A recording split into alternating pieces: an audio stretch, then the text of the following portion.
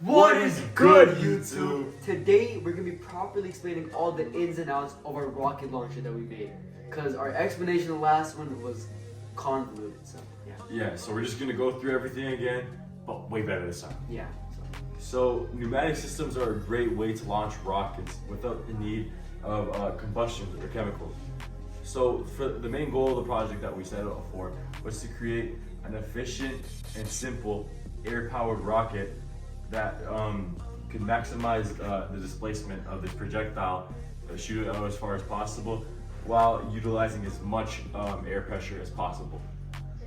The problem that we set out to solve for this project was to create an effective and efficient air pressurized system that propelled a projectile. Most air pressurized systems are pretty ineffective, but that's because air leaks through any gap possible. And it could be the tiniest gap ever, and it's gonna find a way to leak some way, somehow. And so that creates a big problem in a lot of air pressurized systems, and it makes it inaccurate and it lacks a lot of precision. And another problem is that the air itself, it struggles to generate enough force to accomplish the goal. And so those are two problems that we're trying to solve in this project right here. So the rocket operates based on air pressure principles. So we designed the chamber to store compressed air, and once when we open the valve for it to shoot out and propel the projectile forward. So the velocity of the projectile is dependent on the amount of air pressure stored in the chamber and the design of the nozzle as well.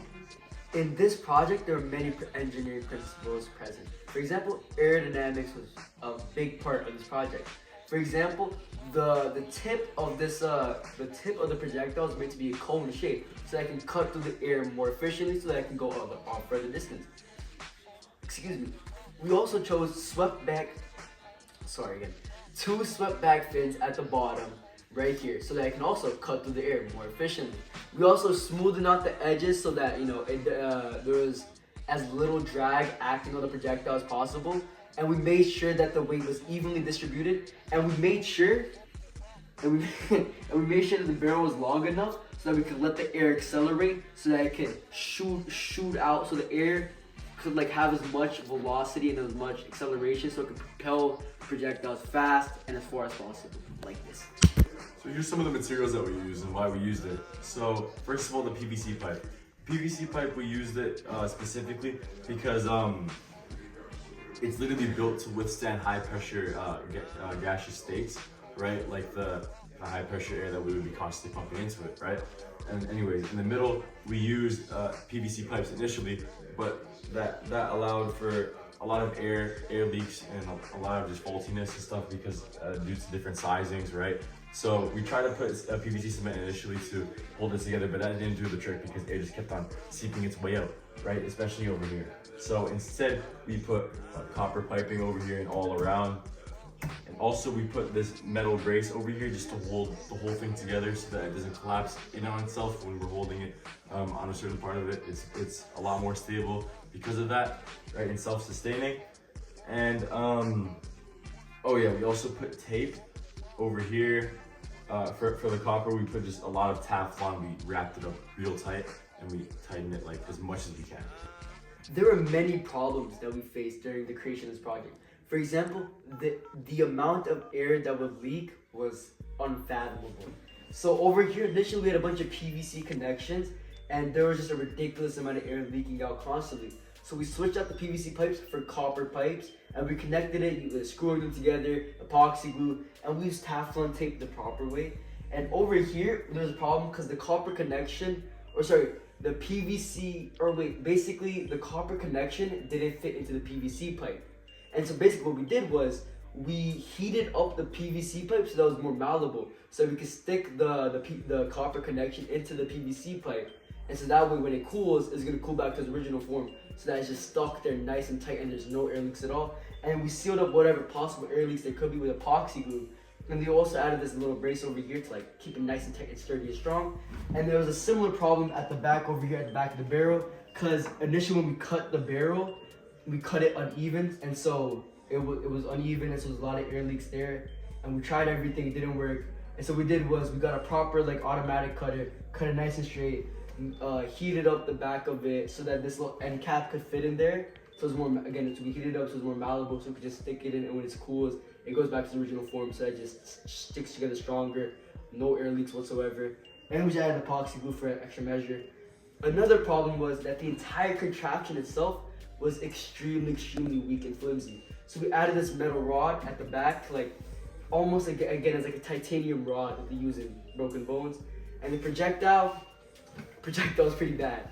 And so basically, we smoothed in the dowel, we added these swept back fins, and we had to make sure that these swept back fins could like be able to bend like this, so that it could fit in the barrel.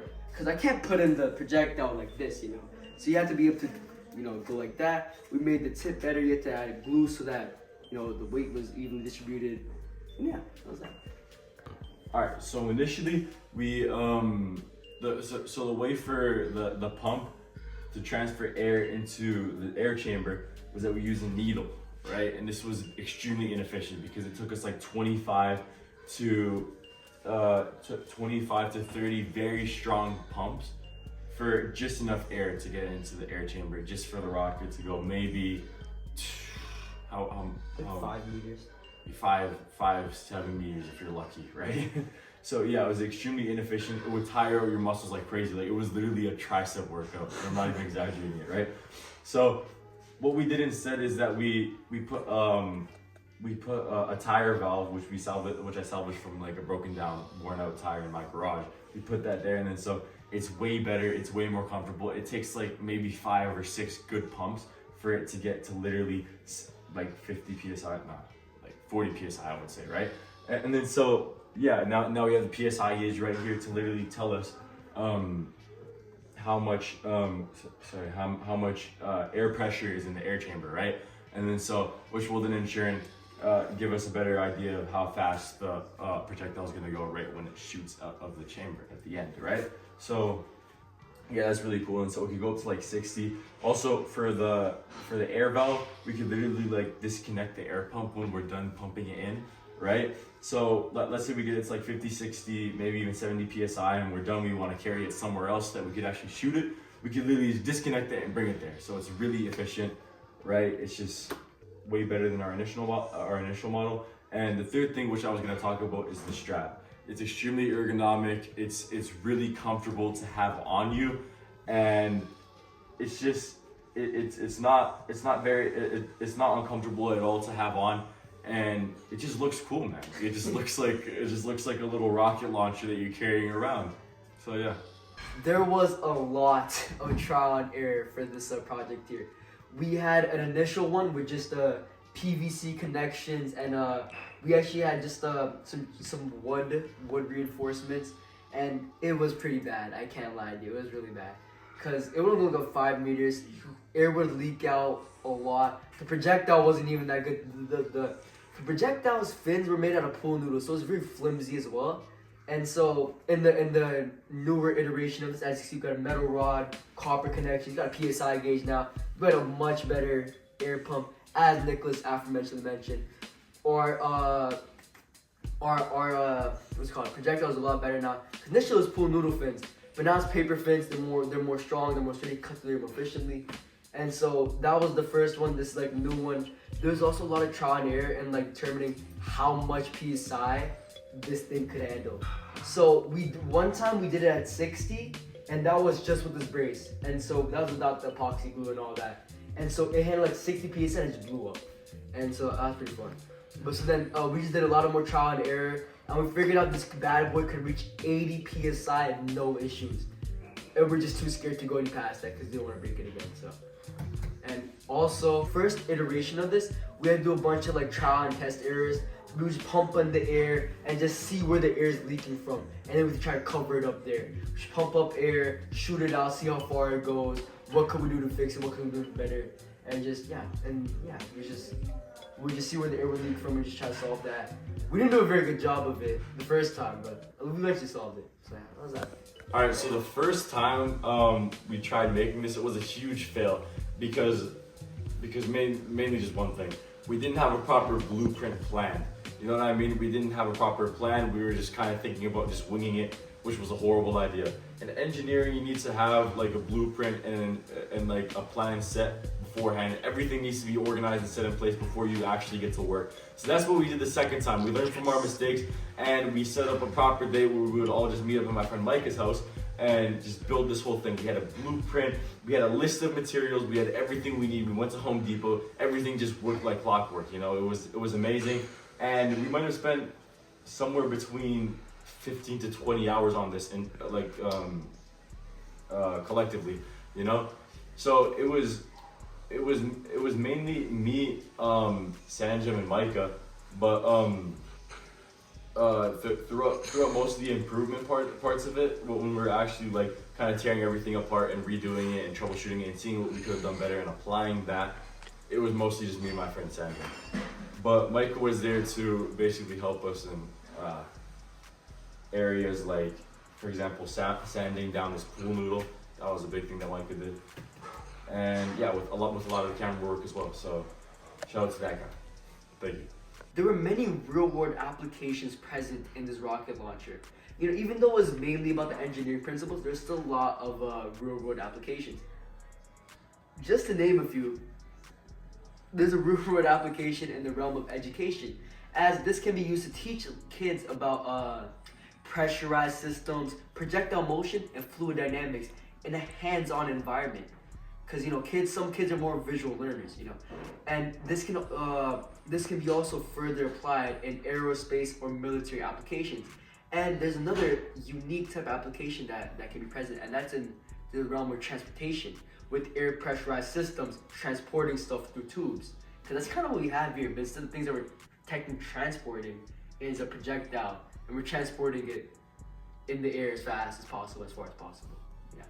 Okay, so now I'm going to talk about some improvements that we could make for next time if we had more time and more resources. So one big improvement that we could have made was that we could have made this PVC pipe for the air chamber bigger, so that it could withstand a higher pressure and then in turn shoot out the projectile further, right?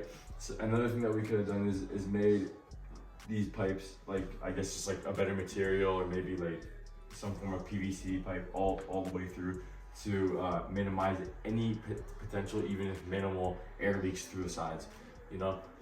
And everything else I think was pretty good except for this projectile.